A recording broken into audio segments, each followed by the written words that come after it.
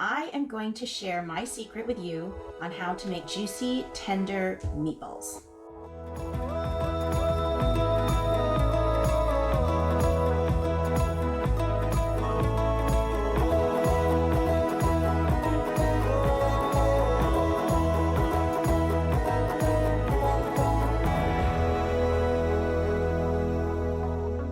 Hi, welcome to the Culinary Cam YouTube channel. The secret to tender meatballs is actually one little trick, and that is soaking the breadcrumbs with a liquid. I actually, after testing this process, really like using buttermilk. We are going to do a taste test today, a texture test, and I'm going to make meatballs with breadcrumbs, just the breadcrumbs, and meatballs with the soaked breadcrumbs, and then we're going to do a little taste test and see if the difference in texture is actually discernible, which I think it is.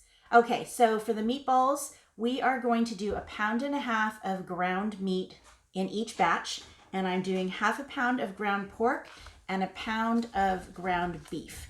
I'm using an organic grass-fed ground beef that's 85% beef and 15% fat. So each batch, 1.5 pounds of ground beef, 2 eggs, and I prefer to use eggs from friends who have hens whenever possible. I was introduced to this spice blend from my friend who owns the Quail and Olive in Carmel Valley, and so this is one that I use all the time.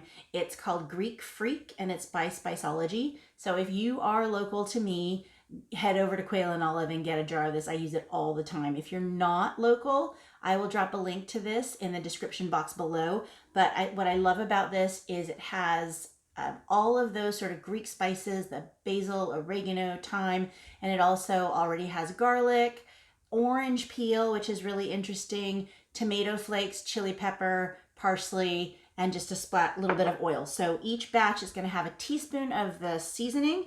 If you don't have this spice, you can use whatever you like. And then 2 cloves of garlic that I have peeled and pressed. So that's going to go in there. And here's the breadcrumb trick. So this is 1 cup of breadcrumbs and 1/2 cup of whatever liquid you're going to use to soak the breadcrumbs. So this is 1/2 cup of buttermilk. And you just take a fork and you just moisten all those breadcrumbs. And it doesn't seem like a lot or a really particularly fancy trick, but I promise this makes a difference. So while that is soaking, I'm going to go to this batch and do the same thing. Oh, and what I didn't say, sorry, ahead of time, I put 1/2 cup of grated hard cheese in here. So in here is 1/2 cup of Parmesan. I ran out of that, so just a block. This is the block of cheese. Grate it yourself.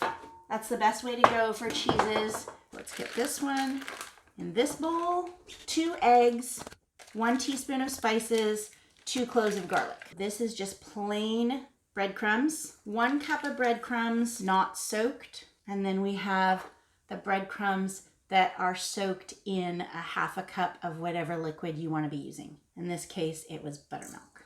Okay, so another tip that I'm going to give you when you make meatballs is you don't want to manipulate or smash it too much. So the less you work with the meat, the more tender that meatball is going to be. I always use a scoop because it's consistent, and so when they are a consistent size, they cook in a uniform way. All right, so I'm just gonna get my hands in here, just work this until it's blended. Again, not too much, just enough to make sure those eggs and the cheese and the breadcrumbs are all incorporated and nicely moistened. Okay, that is the one with the soaked breadcrumbs. And this is the one with just the plain breadcrumbs. Now we eat a lot of meatballs in this house.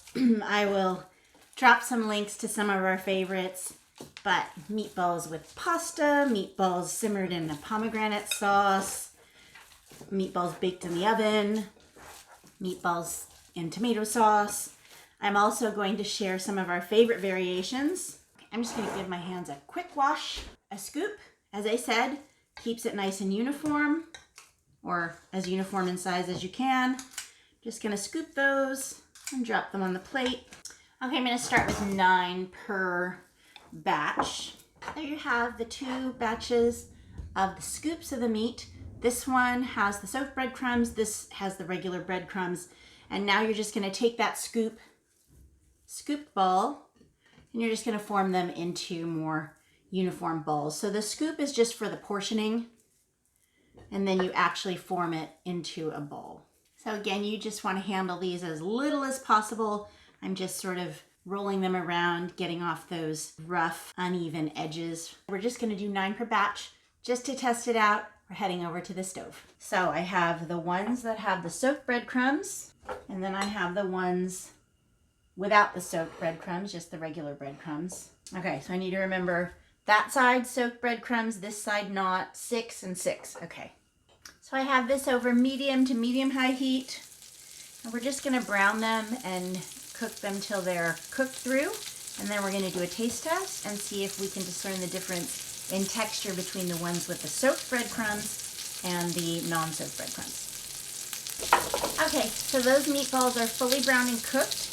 I'm going to put them on 2 different plates, not tell anybody which is which, and do a little texture taste test.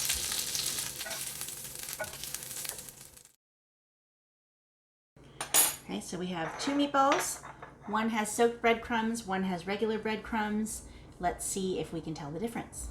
So all 4 of us tasted and tested the meatballs, and hands down, it was obvious which one had the buttermilk soaked breadcrumbs.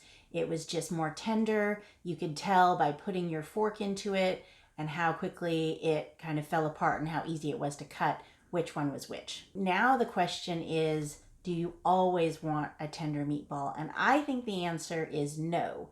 So certainly you want a tender meatball if it's maybe in a bowl with some sauce that you're going to eat it with a fork. But if it's a meatball that you're putting in a sandwich, let's say, you don't want it to fall apart so easily. You want it to have a little bit of toothiness, and so in that case, maybe you wouldn't want to soak your breadcrumbs first. The tender meatball was much juicier. It held its shape together until you served it, and then as soon as you cut into it or bit into it, it sort of fell apart. So it was really, and that's the tender part, and that I think is what the question I was trying to answer. But in the instance that you want something more toothy and you want a meatball to hold its shape, and what I can think of is if you're serving at a party and you're stabbing them with toothpicks, the tender meatball, when you stab it, it may not hold onto that toothpick very well. And in that case, you probably wouldn't want to soak the breadcrumbs. Just add the breadcrumbs to the meatball mixture and it's going to hold that shape a little bit better, so it'll stay on that toothpick. But if you want a juicy, tender meatball, soak your breadcrumbs.